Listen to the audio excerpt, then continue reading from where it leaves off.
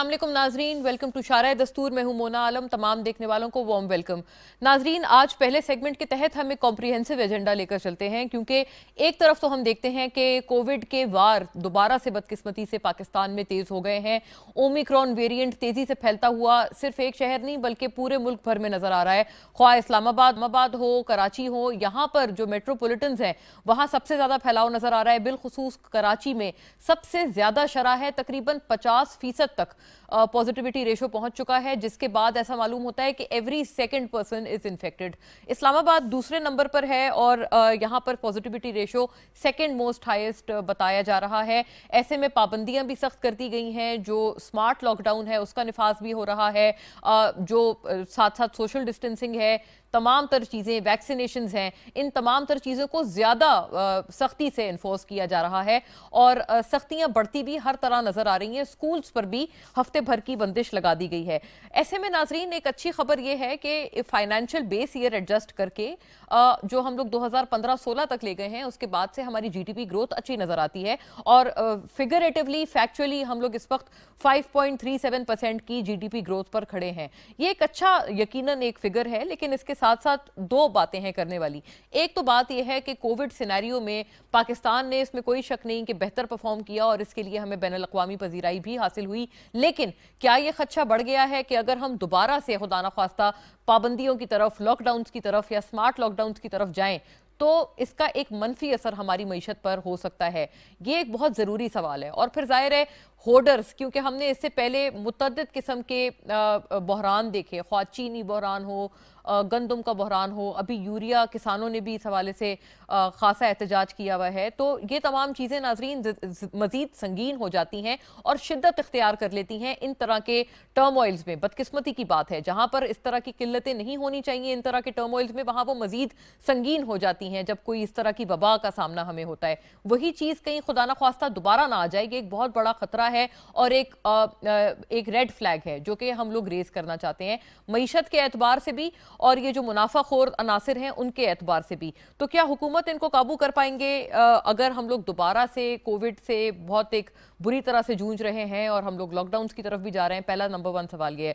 और दूसरा नाजरीन सवाल ये है कि अगर ये एक अच्छी ग्रोथ हम अचीव कर पाए हैं, चलें बेस ईयर को रीएडजस्ट करके ही, कल हमारे साथ हारून शरीफ साहब थे, उन्होंने कहा था कि एक ये रेगुलर प्रैक्टिस है और हेल्दी प्रैक्टिस है कि हर 10 साल में फाइनेंशियल जो बेस ईयर है उसको चेंज किया जाता है, तब्दील किया जाता है। लेकिन ऐसे में नाजरीन, जो डबल डिजिट इन्फ्लेशन है या जो महंगाई की शरह है वो भी हमारे सामने है। कल हमने देखा कौमी असेंबली में भी इसके ऊपर बात हुई, अपोजिशन ने भी इसके ऊपर बात की और वजीर खारजा शाह महमूद कुरैशी भी ये कहते हुए नजर आए कि महंगाई एक बड़ा चैलेंज है हुकूमत के लिए। क्या ऐसे में इस चैलेंज से निपटने में हुकूमत कामयाब रहेंगे? क्योंकि अभी तक भी एज वी स्पीक जितनी भी अच्छी जीडीपी ग्रोथ हो, लेकिन हमें इन्फ्लेशन डबल डिजिट में नजर आती है। ऐसे में नाजरीन, हुकूमत के पास क्या स्ट्रैटेजी है? ये एक ज़रूरी सवाल है। फिर जाहिर है इसका पॉलिटिकल भी एक असर है, क्योंकि पीपल्स पार्टी हो या पीडीएम हो, तमाम तर ने कहा हुआ है कि वो लॉन्ग मार्च निकाल रहे हैं। सबका जो सबसे बड़ा एजेंडा है वो महंगाई के खिलाफ नजर आता है। तो क्या अवाम महंगाई होते हुए इन तरह के जो प्रोटेस्ट हैं अपोजिशन के, उनको सब्सक्राइब करेंगे? क्या उनको पजीराई हासिल होगी अवाम की? ये भी एक सवाल है जो हम टेबल करने जा रहे हैं। और ऐसे में नाजरीन, सदारती निज़ाम की बाज़ गश्त भी हमारे साथ, अपोजिशन ने ये दरख्वास्त की है कि बाकायदा कौमी असेंबली में इस पर बहस कराई जाए। आज एक मायने खेज बयान हमें ये नजर आया जहां वजीर खारजा शाह महमूद कुरैशी साहब आज ही ये कहते हुए नजर आए हैं कि ये तमाम कयास आराइयाँ हैं। ये भी एक इम्पॉर्टेंट नोट है। तो नाजरीन, इसके ऊपर भी बात करेंगे कि कितना इसमें जो फैक्टर है वो कयास आराइयों का है, या अगर इसमें कोई वेट है, वजन है, तो वो क्या है। तमाम तर उमूर पे बात रहेगी और नवाज शरीफ साहब के हवाले से भी इस सेंस में गुफ्तगू करेंगे कि आज असद उमर साहब भी ये कहते हुए नजर आए कि नवाज शरीफ साहब को बाहर भेजने का फैसला दरअसल वजीर आजम इमरान खान का ही था और उन्होंने ये भी कहा कि मैनिपुलेट किया गया था तमाम तर चीज़ों को, जिस वजह से हुकूमत मजबूर हुई ये फैसला लेने पे। तो नाजरीन, एक दफ़ा फिर से नवाज शरीफ साहब की भी जो बीत है हुकूमत की तरफ से भी नजर आ रही है, अपोजिशन की तरफ से भी नजर आ रही है। और सदारती निज़ाम के हवाले से इंटरेस्टिंगली आज राना सनाउल्लाह साहब ये बयान देते हुए नजर आए हैं कि दरअसल हुकूमत या वजीर आजम खुद चाहते हैं कि मुल्क में सदारती निज़ाम आ जाए। तो इन तमाम पर्सपेक्टिव्स पे हुकूमत और अपोजिशन दोनों की आरा शामिल गुफ्तगू रखेंगे। पहले सेगमेंट के तहत मुझे इसमें ज्वाइन कर रहे हैं आलिया हमजा मलिक साहिबा, बजरिया TVU लिंक हमारे साथ लाहौर से मौजूद हैं। पाकिस्तान तहरीक इंसाफ की बहुत प्रोमिनेंट आवाज़, मेंबर कौमी असेंबली पाकिस्तान पार्लिमानी सेक्रेटरी, बहुत शुक्रिया आपका आलिया साहिबा आपकी मौजूदगी के लिए, आपकी प्रेजेंस के लिए। नाजरीन, मुझे ज्वाइन कर रहे हैं जनाब सेनेटर शहादत अवान, पाकिस्तान पीपल्स पार्टी की नुमाइंदगी करते हुए बजरिया स्काइप आप हमारे साथ हैं, स्टॉलवर्ट हैं अपनी जमात के। बहुत शुक्रिया सेनेटर साहब आपकी मौजूदगी के लिए and thank you for obliging अस। और नाजरीन, कैसर अहमद शेख मुझे ऑनलाइन ज्वाइन करेंगे, PMLN के स्टॉलवर्ट और अपनी जमात का मौक़िफ़ तमाम तर बातों पे हमारे साथ रखेंगे, मेंबर कौमी असेंबली, और ख़ास तौर पर मईशत के एतबार से कैसर साहब का बड़ा एक पर्टिनेंट व्यू पॉइंट होता है। बहुत शुक्रिया कैसर साहब आपके वक्त के लिए भी। आलिया साहिबा, बात का आगाज़ आपसे करूंगी। आप बताइएगा, कोविड का वार हमें बदकिस्मती से दोबारा से तेज होता हुआ नजर आता है, ऐसे में 5.37% की ग्रोथ सस्टेनेबल कितनी है, पहला ये सवाल है। और दूसरा ये सवाल है कि इन्फ्लेशन अभी भी as we speak double digit है, क्या आप इसको भी काबू कर पाएंगे? क्योंकि सो फार हमने इन्फ्लेशन के हवाले से फिगरेटिवली कोई रिलीफ आवाम को नहीं देखा है कि मिला हो। बिस्मिल्लाहिर्रहमानिर्रहीम। Thank you Mona. मोना, सबसे पहले तो मैं आपको ये कहूँगी, इकोनॉमिस्ट की रिपोर्ट आ गई है, थर्ड टाइम पाकिस्तान जो है वो टॉप 3 कंट्रीज़ में है। और सबसे इंटरेस्टिंग चीज़ ये है कि जो बाकी कंट्रीज़ यानी 49 कंट्रीज़ में से आप दूसरे नंबर पर अब आए हैं। लास्ट सर्वे में आप पहले नंबर पे थे और फर्स्ट सर्वे में आप थर्ड नंबर पे थे। जो बाकी 40 कंट्रीज़ हैं उधर बजट जो है वो डेफिसिट में जा रहे हैं। पाकिस्तान की जो ग्रोथ ट्रेजेक्ट्री है, यानी इसको हम आसान अल्फाज में कहें, तरक्की की शरह जो है वो इसलिए सस्टेनेबल है कि दिस इज ब्रॉड बेस्ड। आपका एग्रीकल्चर सेक्टर जो है वो ग्रो कर रहा है, आपका LSM ग्रो कर रहा है, आपका सर्विस सेक्टर, आपका टेक्नोलॉजी सेक्टर जो है वो ग्रो कर रहा है। ये बिल्कुल इसी तरह से है कि हम इसको आसान अल्फाज में इस तरह से समझा दें कि जब हम एक जो ये लोग हम क्यों कहते हैं कि इनकी जो ग्रोथ थी वो सस्टेनेबल नहीं थी, वो एक जिसे कह ले क्रेडिट कार्ड वाली थी, इसलिए कि उसके साथ जो खसारा था, करंट अकाउंट डेफिसिट जो, यानी बिकॉज ये लास्ट ईयर किया तो करंट अकाउंट डेफिसिट जो हम कंपेयर करते हैं 20 अरब का खसारा था लास्ट ईयर में, ये जो खसारा था ये 1.9 अरब डॉलर का था। इसी तरह इसके साथ हमने हाईएस्ट एक्सपोर्ट दी थी, इनकी एक्सपोर्ट स्टैग्नेंट थी। हमारा जो टैक्स रेवेन्यू है वो इंक्रीज हो रहा था, इनका टैक्स रेवेन्यू भी स्टैग्नेंट था। हमारे रेमिटेंसेस इंक्रीज हो रहे थे, इनके रेमिटेंसेस स्टैग्नेंट थे। तजारती खसारा इनका बहुत ज्यादा था। ये वो चीजें, यानी मुल्क आप बिल्कुल जिसे क्या है कि स्टेट बैंक के रिजर्व्स आप लोएस्ट लेवल के ऊपर करके गए थे, और हमारे स्टेट बैंक के रिजर्व्स माशाल्लाह हम इनके रिजर्व से 10 बिलियन डॉलर के ज्यादा हैं। आप जो बात करिए कि जी कोविड की सिचुएशन है और हम किस तरह से करेंगे, मेरे ख्याल में पाकिस्तान तहरीक इंसाफ की हुकूमत में जो प्राइम मिनिस्टर इमरान खान साहब का विजन था, आज पूरी दुनिया उसको फॉलो करिए।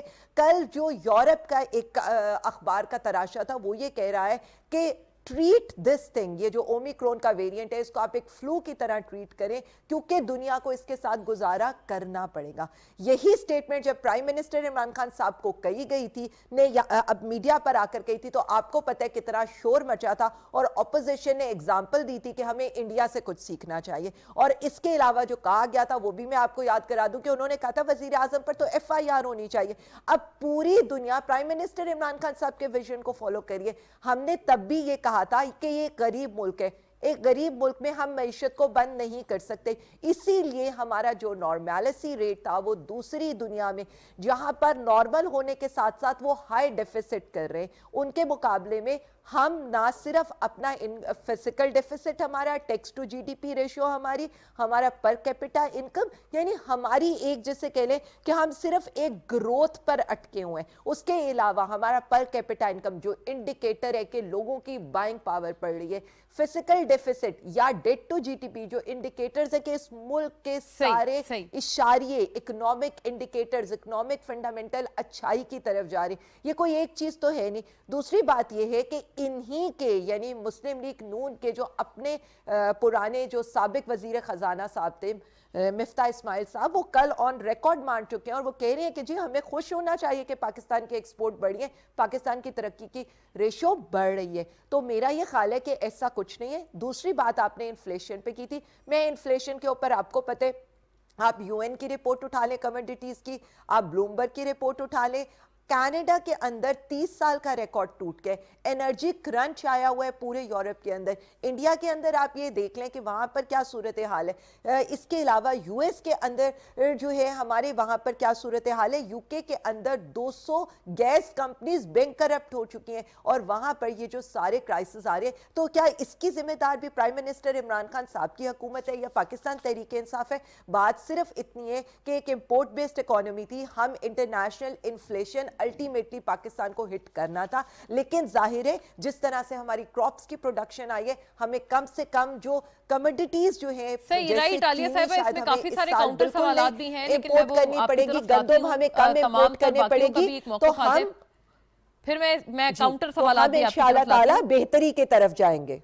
शहादत अवान साहब, सेनेटर शहादत अवान, अभी आपने सुना ये जो महंगाई के हवाले से कुछ फिगर्स बताए हैं, इस पे कोई शक नहीं कि इस वक्त एक ग्लोबल सतह पर महंगाई का तूफान है, लेकिन हमने देखा कि शहरी रहमान साहिबा ने भी एक ग्राफ शेयर किया था जिसमें उनका ये व्यू था कि सबसे ज्यादा अभी भी जो महंगाई है टॉप 3 ममालिक में से पाकिस्तान आता है। तो ये आप बताइएगा, पीपल्स पार्टी की हुकूमत में 25% थी इन्फ्लेशन, ये भी हमने फ्लोर ऑफ द हाउस पे सुना है कि ट्रेजरी बेंचेस की तरफ से कहा जाता है।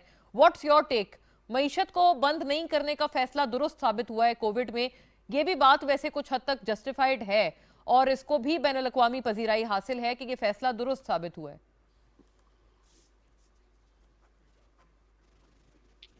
देखें, सबसे पहले तो मैडम ये बात है कि मैं तो एक एडवोकेट हूँ और एक सांस में बगैर पानी पिए बगैर माशाल्लाह उन्होंने सारे फैक्ट्स और फिगर्स जो हैं आपके सामने रख दी हैं। पहली बात तो ये है कि इस आप समझती हैं जो क्राइसिस हैं या इस किस्म की सूरत हाल में कोरोना या ओमिक्रॉन जो कुछ भी है उसकी सूरत हाल में अगर आप देखें पाकिस्तान पीपल्स पार्टी उसके ऊपर कोई पॉलिटिक्स नहीं करेगी। जहां तक रह गया एक फिक्र हर पॉलिटिकल पार्टी को कोई भी होगी उसको ये फिक्र जरूर है कि गरीब की रोजी रोटी भी चले, लोग बीमारी से भी बचें, हमारी मईशत भी सही चले। एक तो वो है। उसके ऊपर जिस तरीके से भी पिछली दफा हमने हमारे मुल्क पे अल्लाह ने रहम किया, हमने काबू पा लिया और वो जो भी हालात माहौल बने वो हो सकता है कि मौजूदा निपटे शेल्टर भी ले लियो या जो कुछ भी है, लेकिन अल्हम्दुलिल्लाह ये क़यामत कम टूटी बनिस्बत दूसरी आलमी जो ममालिक ने जो सूरत हाल फेस की। जहां तक आप मईशत की बात रहेगी ये तो अंडरस्टूड सी बात है कि जहां तक वैसे हमारी जो सूरत हाल है, बेरोजगारी आम है, इंडस्ट्री नहीं चल रही, लोग बेरोजगार हैं, अफराते बहुत है, डॉलर कहीं पे चला गया है, नई कोई जॉब नहीं है, कोई सिस्टम नहीं है, वो एक अपनी जगह है। वो जो भी सिलसिला या जो सूरत हाल जा रहेगी महंगाई की बात, तो महंगाई पे आप दूर क्यों जाते हैं? आप खाली मिनी बजट को अगर आप देख लें तो देखने के बाद आप समझ सकते हैं कि पिछला जो बजट गया था लोग उसका रोना रो रहे थे। डेली ये तो मिनी बजट आ रहा है, रोजाना आप देखते हैं पेट्रोल की डीजल की प्राइसेस कहाँ जा रही हैं, जो लोगों की जरूरत की चीजें हैं उनकी प्राइसेस जो है वो कहाँ पे जा रही हैं।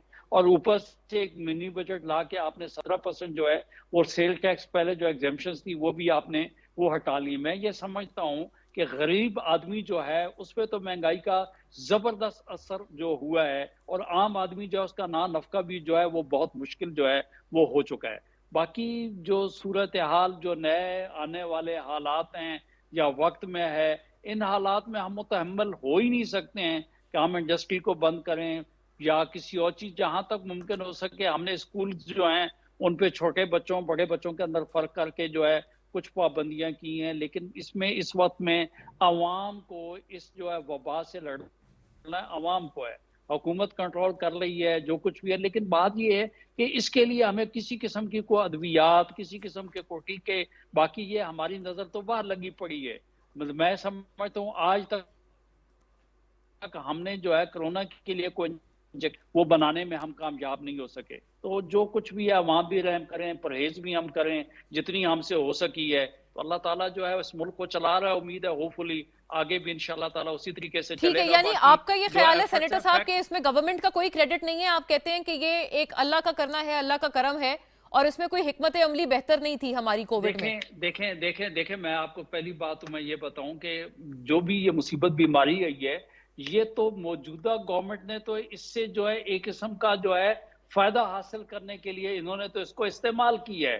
لیکن ادروائز آپ دیکھ لیں ٹھیک ہے کرونا میں حالات ایسے تھے لیکن اس کے باوجود جہاں پہ مہنگائی پہنچی ہوئی ہے تو میں سمجھتا ہوں عالیہ ملک صاحبہ بھی یہ صاف گو ہیں، یہ بالکل یقیناً سچی بات کر رہی ہیں اور کریں گی، اور اس میں یہ بتائیں گی کہ مہنگائی تو یہ مانتے ہیں، مہنگائی تو جناب پرائم منسٹر صاحب اوپن کہتے ہیں کہ اس ملک میں مہنگائی ہو چکی ہے اور ہمارا واحد ایشو وہی ہے کہ مہنگائی پہ ہم کنٹرول نہیں کر سکے، اور یہی وجہ ہے کہ عوام میں جو ہماری جو مقبولیت ہے وہ روز بروز اس کا گراف نیچے جا رہا ہے۔ صحیح، کیسر صاحب کی طرف بڑھتی ہوں۔ کیسر صاحب، آپ ماشاءاللہ ایک بہت گہری نگاہ رکھتے ہیں معیشت، فائنانس وغیرہ کے معاملات پر۔ یہ بتائیے گا، مفتاح اسماعیل صاحب کی ایک رائٹلی ایگزامپل دی ہے عالیہ حمزہ ملک صاحبہ نے، آپ نے آئی ایم شور سنی ہوگی۔ انہوں نے یہ کہا کہ ابھی تھوڑے روز پہلے مفتاح صاحب نے یہ مانا ہے کہ برآمدات بہتر ہوئی ہیں، اور وہ جو ٹائٹینک کی مثال، ٹائٹینک سے تشبیہ دی تھی مفتاح صاحب نے پچھلے آپ کے دور حکومت میں اسمبلی میں فلور آف دا ہاؤس پہ کھڑے ہو کر، کہ ٹائٹینک کی مانند ہے ہماری معیشت اور اس کو کسی طرح سے چلانے کی اور تیرانے کی کوشش کی جا رہی ہے حکومت کی طرف سے، تو کیا یہ بات درست ہے، کہ تاثر درست ہے حکومت کا کہ جو آخری وقت تھا آپ کی آؤٹ گوئنگ گورنمنٹ کا، پچھلی جو نون لیگ کی گورنمنٹ تھی، اس وقت معیشت کا بہت برا حال تھا، کرنٹ اکاؤنٹ خسارہ بالکل کنٹرول سے باہر تھا؟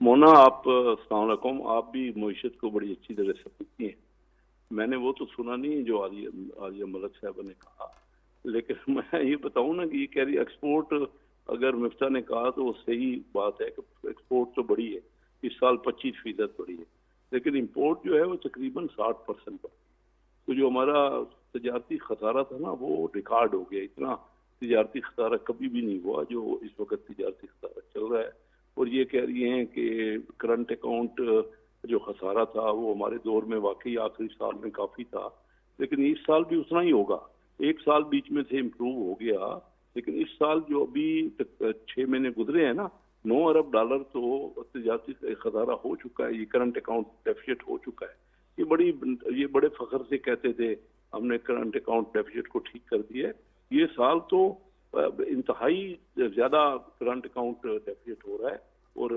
وہ 15 سے $20 ارب تک پہنچ جائے گا، $20 ارب بھی ہو سکتا ہے جو اس سال ہوگا کرنٹ اکاؤنٹ۔ اور دوسرا میں آپ کو بتاؤں نا کہ ہمارے ریزرو جو ہے نا اس وقت اسٹیٹ بینک کے وہ $17 ارب ہے، اور ہماری امپورٹ بہت بڑھ گئی ہے، $8 ارب ہوتی ہے ماہ، اور کسی بھی ملک کے اگر 3 مہینے امپورٹ سے کم ریزرو ہو نا تو وہ اس کو بڑا خطرہ ہوتا ہے اس ڈیفالٹ کا، تو ابھی ہمارے 8 ارب کا مطلب $24 ارب تو کم سے کم ریزرو ہونے چاہیے تھے جو $17 ارب ہے، اور پھر سب سے بڑھ کے جو ہے نا ہمارا بجٹ خسارہ بہت بڑھ گیا ہے، بجٹ خسارہ اتنا زیادہ بڑھ گیا ہے کہ انتہائی وہ تشویشناک ہے، وہ تقریباً 3000 ارب مطلب روپے سے تو کافی بڑھ جائے گا، ان کا جو ایسٹیمیٹ تھا نا اس بار 4000 ارب روپے کا تجارتی یہ بجٹ خسارہ ہو جائے گا۔ اب میں آپ کو اصل بتانا یہ چاہ رہا ہوں کہ ریونیو یہ انہوں نے جو نیا نئے بیس سے اپنا کہا ہے کہ قومی آمدنی بڑھ گئی ہے، جی 5.37، اگر یہ ہو گئی ہے تو پھر یہ خود اندازہ کر لیں، ایک طرف تو یہ کہہ رہے ہیں ہمارا ریونیو بڑھا ہے، پھر اس کو ریونیو کا جو جی ڈی پی ریشو ہے وہ 8.5-9% ہوگی، جو کہ بہت لوئسٹ ہے، آپ اندازہ کر لیجیے نا ہمارے وقت میں بھی 10% سے کم تو پچھلے 4-5 سالوں میں ہوئی نہیں، تو یہ اگر ایک طرف دو باتیں کر رہے ہیں نا، ایک طرف کہہ رہے ہیں جی ہم نے ریونیو بڑھایا ہے، دوسری طرف کہہ رہے ہیں کہ ہماری جی ڈی پی بڑھی ہے، تو اگر پرسنٹیج آج بھی نکال لیں تو 9 سے 9.5% رہ جائے گی ہمارا، اگر یہ 6000 کا ٹارگٹ بھی حاصل کر لیں تو عام آدمی پھنس گیا ہے۔ مسئلہ یہ ساری جو فگرز ہیں بس بہت تھوڑے لوگ سمجھتے ہیں، جو فگرز ہم اور آپ ڈسکس کر رہے ہیں نا یہ فگرز تو بہت کم سمجھ، لوگوں کو تو اصل ہے، لوگوں کو تو مہنگائی سمجھ آتی ہے، اور یہ ان کو یہ ڈائریکٹ سمجھ آتی ہے، ان کے لیے نا آمدنی جو تنخواہ دار طبقہ ہے اس کی تنخواہیں تو بڑی نہیں، وہ روپے میں ہے، باہر سے چیزیں جتنی آ رہی ہیں وہ ڈالر میں ہے، 20% ہمارے یہاں مہنگائی کھانے پینے کی چیزوں سے اس سے زیادہ ہو گئی، تو عام آدمی کی جب تک تنخواہ نہیں بڑھائیں گے، لیکن بیچ میں ہمارے اکانومسٹ تھے، جب میں 87 میں کراچی چیمبر آف کامرس کا پریزیڈنٹ تھا تو ڈاکٹر محبوب الحق نے بجٹ دیا تھا جس کو انہوں نے جو تنخواہیں ہیں نا تنخواہوں کو انہوں نے ڈیجیٹائز کیا تھا کہ وہ اتنی بڑھیں گی جتنی کہ مہنگائی بڑھے گی، وہ آٹومیٹک فارمولا ہونا چاہیے. تنخواہ طبقہ یا چھوٹا جو کم آمدنی والا طبقہ ہے نا وہ بہت بری طرح پس گیا ہے, کیونکہ تنخواہیں روپے میں ہیں اور چیزیں جو زیادہ آ رہی ہیں وہ ڈالر میں. صحیح. تو یہ اس وجہ سے عام لوگ بڑے پریشان ہیں. ہم جاتے ہیں نا اپنے حلقوں میں تو وہ لوگ ہمیں کہتے ہیں کہ کیا بن گیا, آپ کو کیا ہو گیا. امیر آدمی نے ضرور آمدن کی ہے. میرا ہر آپ کے پروگرام میں سجیسٹ کرتا ہوں کہ آپ انکم ٹیکس لگائیں, آپ لیں, کارپوریٹ ٹیکس بڑھائیں. آپ نے یہ جو کیا ہوا ہے نا, امیر آدمی کو کیوں نہیں ٹیکس کرتے؟ ہم لوگ, میں بزنس کا نمائندہ ہوں, میں بھی یہ پوچھتی ہوں کیسر صاحب, بہت کم لوگ. جی یہ عالیہ صاحبہ کی طرف یہ سوال ضروری آنے چاہیے. جی عالیہ صاحبہ, عام لوگوں پہ ٹیکس ہے, امیر آدمی پہ ٹیکس کیوں نہیں لگتا؟ اور ابھی آپ نے سنا یہ کیسر صاحب کی بات, انہوں نے کرنٹ اکاؤنٹ خسارہ بتایا. یہ بات درست ہے کہ آپ لوگ بہت ایک فخر سے کہتے تھے کہ کرنٹ اکاؤنٹ تو سرپلس ہو گیا ہے, لیکن کیسر صاحب کا خیال ہے کہ اتنا ہی خسارہ ہو جائے گا اب جتنا ان کے دور حکومت میں تھا. پھر بجٹ خسارہ وغیرہ اس کا بھی یہی حال ہے. اچھا, میں جو ہے نا ایک تو ان کے اس پر تو میں یہ بات کروں گی, یہ سارا کچھ سمجھتے ہیں کیسر صاحب, ان سے پوچھیں. بلومبرگ کی رپورٹ بالکل لیٹسٹ آئی ہے. بلومبرگ نے کیا کہا ہے؟ پہلے تو ان کو ترقی کی شرح پہ تھا نا. بلومبرگ نے کہا ہے کہ پچھلے 10 سالوں کے اندر انکلوڈنگ ملا لے, میں تو پوری پی ڈی ایم کی ترقی کی شرح بتا دیتی ہوں, 3.3 رہے گی, اور اگلے 10 سالوں کے اندر دیٹ ول بی 4.4. بلومبرگ آپ کو یہ کہہ رہے ہیں کہ آپ کی جاب کریشن ہو رہی ہے. ان سے پوچھیں ٹیکسٹائل سیکٹر آپ کا پرفارم کرے. ابھی اگر میں ایل ایس ایم کا آپ کا دیکھوں, ایل ایس ایم ان کے مقابلے میں, یعنی لارج سکیل مینوفیکچرنگ انڈسٹریز, ان کے مقابلے میں تقریباً ان کا جو انڈیکس تھا وہ 135.5 تو تھا. ہمارا انڈیکس آ رہا ہے 142.40. مطلب انٹرسٹنگ بات یہ کہ ان لوگوں کی کسی بات کے اندر, جب ہم یہ کہتے ہیں پی ایم ایل این کے دور میں ترقی کی شرح 5.8 تھی, تب یہ کہتے ہیں جابز ہی جابز تھیں, غریب کو ہر فائدہ مل رہا تھا. آج اگر ترقی کی شرح 5.37% ہے تو کیا لوگوں کو, غریب کو جو ہے وہ بالکل اس کا کوئی پرسان حال نہیں ہے, یا جاب کریشن ختم ہو گئی ہے؟ جب دو فگرز کو, اور ہمارے فگرز کیسے ان کو بھی پتہ ہے, مانے کہ یہ ہم تو جس بیس ایئر کی بات کریں, ہم تو جس کے ساتھ ہم یہ ترقی کی شرح کر رہے ہیں, اس پہ تو کرنٹ اکاؤنٹ ڈیفیسٹ پہلے ہی ان کا 20 ارب ڈالر تھا, ہمارا تو 1.8 ارب ڈالر تھا. ان کی ایکسپورٹ 23 بلین کی تھی, ہماری ایکسپورٹ 25 بلین کی تھی. ان کی ریمیٹنسز 19 ارب ڈالر کی تھی, ہماری جو تھی آ کر ہم جو ہے 30 ارب ڈالر کے پاس, 29 ارب ڈالر کے پاس پہنچ رہے تھے. اسی طرح سے آپ ٹیکسٹائلز کا دیکھ لیں, آئی ٹی کا دیکھ لیں. ابھی آدھے سال کے اندر, ابھی میں اگر یہ جو کرنٹ ایئر چل رہا ہے, اگر میں آپ کو اس کے فگرز دوں تو اتنے اچھے آ رہے ہیں. بات صرف اتنی ہے, سارے اکانومی کے انڈیکیٹرز اچھے ہیں, لیکن آٹا چینی ہم باہر سے منگوا رہے ہیں, انٹرنیشنل مارکیٹ کے اندر ان کی پرائسز 80% بڑھ رہی ہیں. لیکن عالیہ صاحبہ, کرنٹ اکاؤنٹ خسارہ, بجٹ خسارہ, یہ بھی تو اپنی جگہ انٹیکٹ ہے نا. ایک سیکنڈ آپ ذرا میری سن لیں. ان سے پوچھیں ہم امپورٹ میں کیا خرید رہے ہیں. 15% ہم نے جو کموڈیٹیز ہیں ان کی کوانٹٹی ہم نے کم منگائی ہے, لیکن جو بل بڑھا ہے پچھلے سال سے 85% بڑھا ہے, کیونکہ دنیا کے اندر ان کی پرائسز بڑھی ہیں. دنیا کے اندر پیٹرول کی پرائسز بڑھی ہیں. ان سے پوچھیں ہم نے اپنا سیلز ٹیکس نہیں کم کیا. اچھا ٹھیک ہے, آپ نے اس کو ڈیفائن کر دیا کہ وہ گلوبل امپیکٹ ہے. الف بے پہ سب سمجھتے ہیں. اب آپ یہ دیکھیں, ویکسین ہم نے مفت عوام کو لگا کر دینی ہے, امپورٹ بل میں سے ہم ویکسین باہر نکال دیں. ان سے پوچھیں 26 نئی کمپنیز لگ رہی ہیں آٹو سیکٹر کے اندر, 21 نئے موبائل لگ رہے ہیں. یعنی ہم آج تک موبائل تو باہر سے منگاتے تھے, تو ہم تو زر مبادلہ وہی موبائل کی فارم میں باہر بھیج دیتے تھے. آج 1.17 کے آپ کے موبائلز لوکلی بن رہے ہیں. تو یہ عالیہ صاحبہ ذرا آپ نے بڑا اچھا ڈیفائن کر دیا ہے, آپ نے کہا کہ گلوبل امپیکٹ ہے. ایک سیکنڈ مونا, نہیں ایک منٹ, مجھے بات اس لیے کمپلیٹ کرنی ہے کہ جب 3 تو فیکٹرز ہوتے ہیں. ایگریکلچر آپ کا گرو کر رہے تو فارمر آپ کا گرو کر رہے. عالیہ حمزہ گرو نہیں کری, لارج سکیل مینوفیکچرنگ گرو کری ہے, تو فیکٹریز لگ رہی ہیں, جاب کریشن ہو رہی ہے. جس ایک طبقے کے اوپر ایفیکٹ ہوا ہے, اور جو ہم بھی مانتے ہیں اور جن کے لیے اب ہمیں کام کرنے کی ضرورت ہے, وہ ایک سیلریڈ کلاس ہے, ایک مڈل کلاس طبقہ ہے, جس کا سورس آف انکم صرف سیلری ہے. اوکے, نہیں تو دیکھیں, کنسٹرکشن اگر بوم کرے گی, سیمنٹ کا سیکٹر بوم کرے گا. ہم نے کنسٹرکشن کیوں کھولی تھی؟ کیونکہ سب سے زیادہ لوگ کنسٹرکشن کے ساتھ, لیبر ہو گیا, میسن ہو گیا, 120 सनतें चलती हैं, वो उन लोगों की डेली वेजर्स की, जिससे कि उसमें इजाफा हुआ है जो वो वेज लेते थे। इसी तरह से आप अगर देखें टेक्सटाइल सेक्टर, जॉब क्रिएशन में उनके ऑर्डर्स बढ़े हैं तो वो आवाम को दे रहे हैं। राइट, ओके आलिया साहिबा, ये सनतकार की जब बढ़ेगी, मैं तो फिर सनतकार को कहूंगी उसको मजदूर का ख्याल करना चाहिए, और ये हम अब रिलीफ देंगे तनख्वाहदार तबके को। अब ये जितना रिलीफ आएगा, चाहे वो कमोडिटीज प्राइसेस की सूरत में हो, चाहे वो तनख्वाह बढ़ाने की सूरत में हो, हमारा फोकस वो एक यानी आप प्रेजेंट ईयर में रिलीफ देंगे आलिया साहिबा, आप ये कह रही हैं? उनके लिए आलमी महंगाई नहीं मोना, उनके लिए आलमी महंगाई वाकई बड़ी है, उनकी कॉस्ट ऑफ देखे एक घर में कमाने वाला है उसके लिए मुश्किल है, हम भी इस बात को समझते हैं और हम उन्हीं पर फोकस कर रहे हैं। ये एक जरूरी सवाल फिर आ गया है कि आलिया साहिबा, मैं आपकी तरफ भी ये लाऊंगी, आई होप कि टाइम अलाउज मी, लेकिन सेनेटर शहादत अवान आप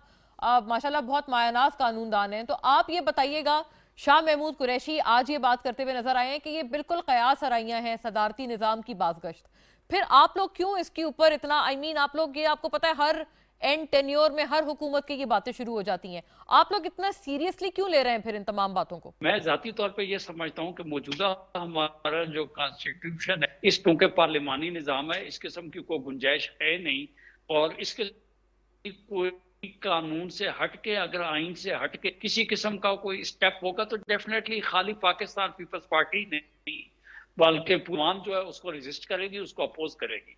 लेकिन मौजूदा हमारा जो सेटअप और निज़ाम में है, मैं नहीं समझता हूँ कि इसमें इस किस्म की कोई गुंजाइश है।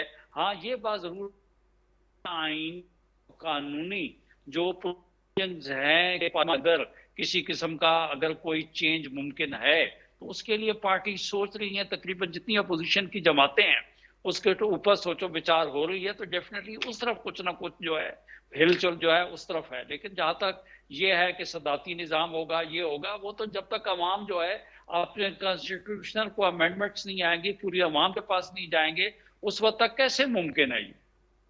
तो गोया ये कि आप भी समझते हैं कि ये मुमकिन है नहीं, तो फिर आप लोग इस पे बहस करवा रहे हैं। ऑपोजिशन ने रिक्वेजिशन दी हुई है कि कौमी असेंबली में बहस कराई जाए, और राना सनाउल्लाह साहब ने ये कहा है कि दरअसल तो वजीर आजम चाहते हैं कि सदारती निज़ाम आ जाए। आपका क्या ख्याल है कि हुकूमत चाहते हैं ये चीज?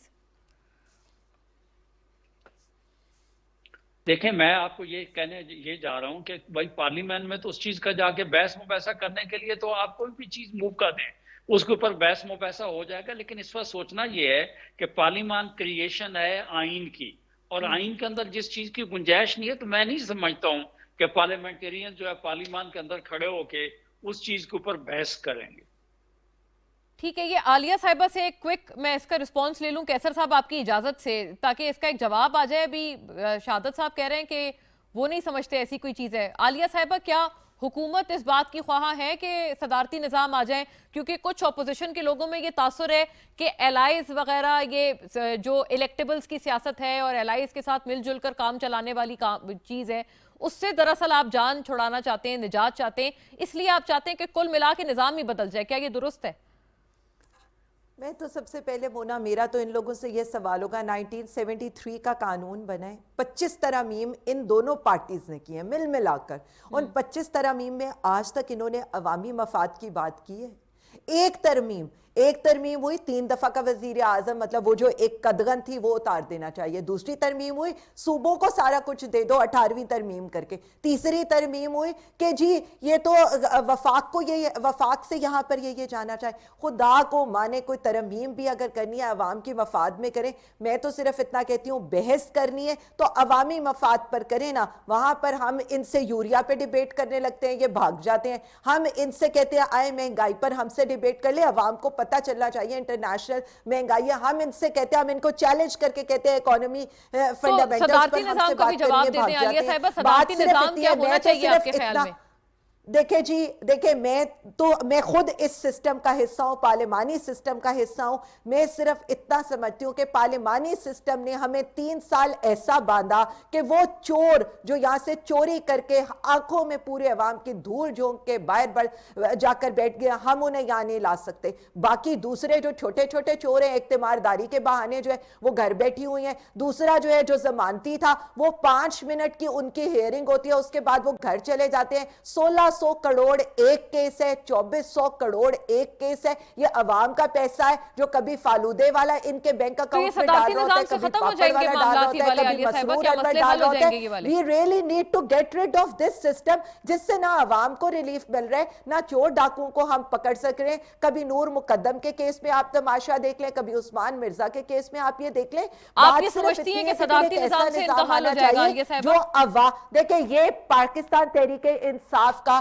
पॉइंट ऑफ व्यू नहीं हो सकता, लेकिन आलिया हमजा का व्यू ये हो सकता है कि एक ऐसा सिस्टम जिसमें आपको वोटों के लिए भीख मांगकर, आपको वोटों के लिए ब्लैकमेल होना पड़े, उससे बेहतर ये कि पावर का मंबा ऐसी जगह पर आए जो अवाम हो और अवाम के मफाद के फैसले हो सके। मैं तो सिर्फ इतना चाहती हूँ, क्योंकि हम अवाम को रिलीफ देने आए थे, लेकिन हमारे हाथ ऐसे बंधे हुए नंबर गेम से, हमारे हाथ ऐसे बंधे हुए, फेटिव पे हम कानून साजी करने लगते हैं तो हमें हमसे एनआरओ मांगा जाता है, हम किसी और अवामी मफाद की बात करने बड़ी लगते हैं, जरूरी बात हो गई है, जरा इस पे सबके रिस्पॉन्सेज आ जाए। जी कैसर साहब, मांगा जाता है, हम इसलिए इतने हाथ अपने बांध के ये बड़ा एक एविडेंट किस्म का बयान है आलिया साहिबा की तरफ से कि हाथ बंधे हुए हैं, नंबर गेम में फंस जाते हैं, तो इसलिए इस जो निजाम है इससे निजात मिले तो बेहतर है। लेकिन उन्होंने साथ कहा है कि ये उनका इनफरादी व्यू है। कैसर साहब देखिए, ये जो है ना, निजाम तो सारे अच्छे होते हैं, डिबेट भी अगर हमारी पार्टी ने कहा है कि डिबेट करें तो डिबेट तो होनी चाहिए, इसमें तो किसी को इनकार नहीं। अब ये जो मौजूदा निज़ाम है ना, ये आधा तितर आधा बटेर है। देखिए, जो पार्लिमानी निज़ाम होता है उसमें इलेक्टेड लोगों के पास सारी इम्पॉर्टेंट मिनिस्ट्रियाँ होती हैं। जैसे अभी हम वेस्ट मिनिस्टर को ले लें, जो यूके का निज़ाम है, उसमें हमारे यहाँ तो जितनी इम्पॉर्टेंट मिनिस्ट्रीज हैं, और ये जो प्रेसिडेंट का निज़ाम होता है ना, वो बाहर से लोग लेते हैं, जो इम्पॉर्टेंट लोग या इम्पॉर्टेंट मिनिस्ट्रीज।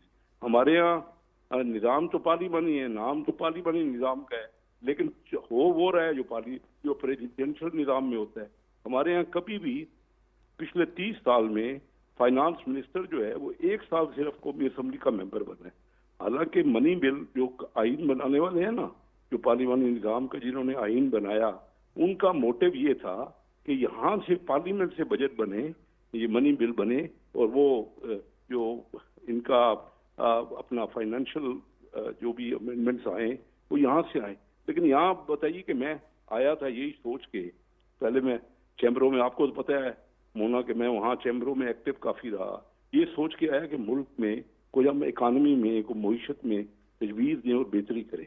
तो यहाँ तो सिर्फ एक फाइनेंस मिनिस्टर होता है जो बाहर से आता है, ज़्यादातर बैंकर होता है या IMF का होता है, स्टेट बैंक का गवर्नर होता है, वो भी बाहर से आता है, FBR का चेयरमैन। पार्लियामेंट निज़ाम में हमारा रोल, मेरा मतलब रोल मैं नहीं समझ आता कि मैं being financial person from that side क्या मैं डिलीवर कर सकता हूँ। मैं तो 29 साल से गली गली घूम रहा हूँ। मैं फिक्रा एक कहना चाह रहा हूँ, भाई फाइनेंस मिनिस्टर जो मौजूदा है ना, शौकत तरीन साहब, ये मेरे KDA कराची में मेरे ही इलाके में रहते। इनको कहें ना कि मेरे साथ कभी चिन्योट चलें, उनके लोगों का पता तो करेंगे, लोगों का हाल क्या है। ये तो बैठ के अपने कमरों में बजट बना देते हैं।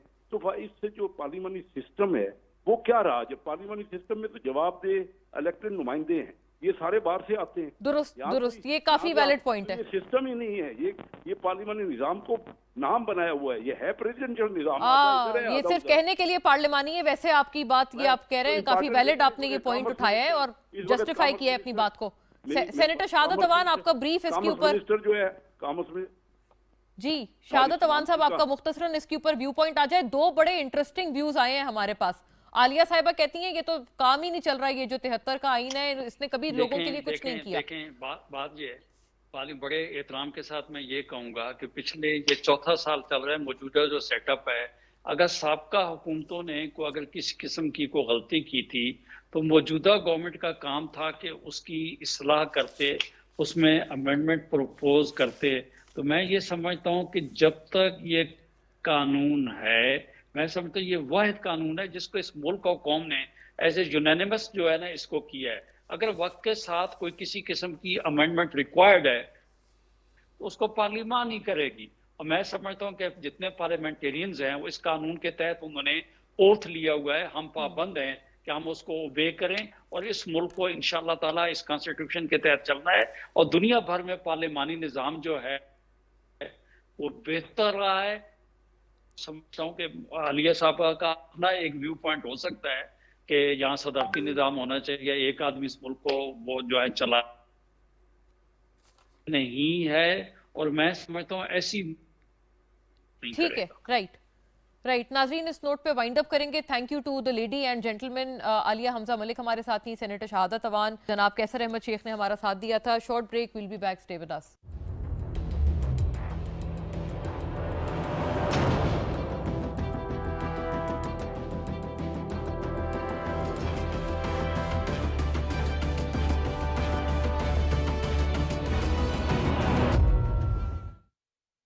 ₹10 लाख جیتنا چاہتے ہیں نا, تو پھر شاپنگ کریں صرف FBR POS رجسٹرڈ ریٹیلر سے, کیونکہ FBR لایا ہے آپ کا جمع شدہ ٹیکس. قومی خزانے میں فوراً جمع کرانے والے ریٹیلر سے شاپنگ کرنے پر شاندار انعامی اسکیم, ویریفائی اینڈ ون, تو پھر آپ بھی قومی فریضہ نبھائیں اور انعامات بھی پائیں. خریداری کرتے ہوئے ہمیشہ پکی رسید مانگیں اور اس پر پرنٹڈ FBR انوائس نمبر یا QR کوڈ کو ٹیکس آسان موبائل ایپ کے ذریعے ویریفائی کریں, یا INV FBR invoice number type کر کے 9966 پر SMS کریں اور کمپیوٹرائزڈ قراندازی میں شامل ہو کے جیتیں کروڑوں روپے کے ہزاروں انعامات ہر مہینے. پکی رسید ہے نا؟ جی ہاں, ویریفائی کر لیں. پکی رسید مانگو, تصدیق کرو, انعام جیتو. رجسٹرڈ ریٹیلرز کی فہرست FBR کی ویب سائٹ اور ٹیکس آسان موبائل ایپ پر دستیاب ہے. FBR. آپ کا وزیر اعظم آپ کے ساتھ. وزیر اعظم پاکستان عمران خان سے فون پر براہ راست بات کریں. بروز اتوار سپہر 3 بجے. آپ کے سوالات اور وزیر اعظم کے جواب.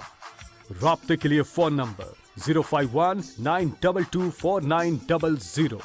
وزیر اعظم سے آپ کی بات چیت ٹیلی ویژن, ریڈیو اور ڈیجیٹل میڈیا پر براہ راست نشر کی جائے گی. آپ کا وزیر اعظم آپ کے ساتھ.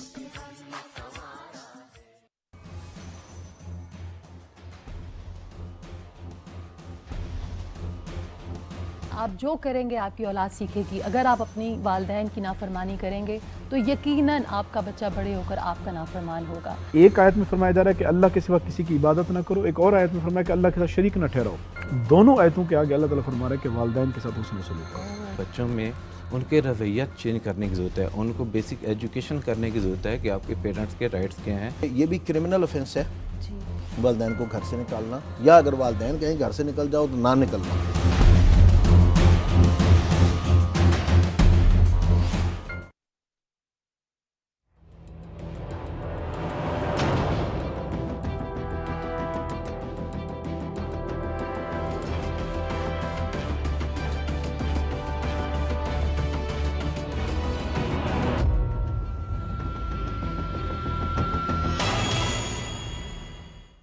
ویلکم بیک ناظرین. پاکستان کی عدالتی تاریخ میں ایک بہت بڑی یہ خبر ہے کہ پہلی خاتون جج سپریم کورٹ آف پاکستان کو مل گئی ہیں, اور جسٹس عائشہ ملک کا باقاعدہ جو تقرری کا نوٹس ہے وہ بطور سپریم کورٹ کی جج ہو چکا ہے, جو کہ بہت ایک خوش آئند اور نیا باب ہے پاکستان کی عدالتی تاریخ میں.